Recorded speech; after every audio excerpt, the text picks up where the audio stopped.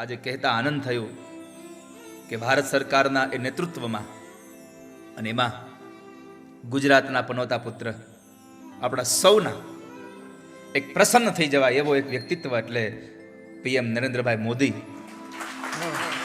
અને એની નિશ્રામાં સૌ સાથે મળીને, એકલા હાથે કશું ન થાય ક્યારે, એક હાથે તાળી ન પડે, પણ આખું એનું મંત્રીમંડળ સાથે રહીને આપણા જવાનોએ આજે સિંદૂર સ્ટ્રાઇક કરી. જે લોકોએ પોતાની પત્નીની સામે એના પતિને મારી અને એનો જેનો સિંદૂર ઉછાળ્યો હતો, સિંદૂર ભૂસાતા, એનો જવાબ આપ્યો એને, આને નામ આપ્યું સિંદૂર સ્ટ્રાઇક.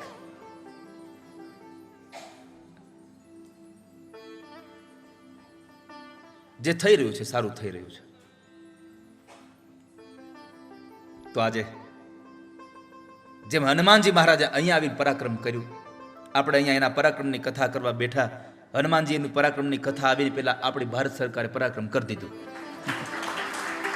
ખૂબ એને અભિનંદન આપીએ છીએ. જ્યારે જ્યારે એ લોકો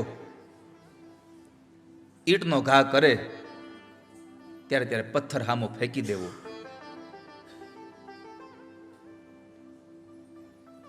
એટલે પુનઃ વ્યાસપીઠથી પ્રાર્થના કરીએ છીએ કે એ તમામ કે જેણે આ યોજના રચી, જેણે આટલું સરસ મજાનું કામ કર્યું, આનાથી સારું કામ તો બીજું કેવું હોય?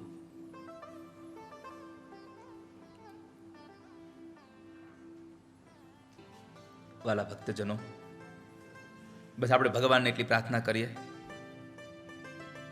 કે જેટલી સ્ત્રીઓ પોતાના પતિને મૃત જોતી હતી, એના આંખના આંસુ હતા, અને એ આંસુને એક ન્યાય મળે એના માટે જેણે જેણે પણ પોતાનો જીવ જોખમમાં મૂકી અને આપણા નેવીના જવાનોએ, અને એમાં પણ મેં સાંભળ્યું છે કે ખાસ કરીને 2 સ્ત્રીઓએ આખું હેન્ડલ કર્યું છે.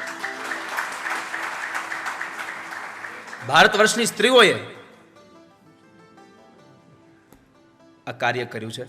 ભગવાનને પ્રાર્થના કરીએ, ભગવાન એનું ખૂબ મંગલ કરે અને હજી આવા હારા વિચારો ઠાકોરજીને આપે અને એ પોતાના કાર્યમાં સફળ થાય એવી ભગવાન ઠાકોરજીને પ્રાર્થના કરીએ.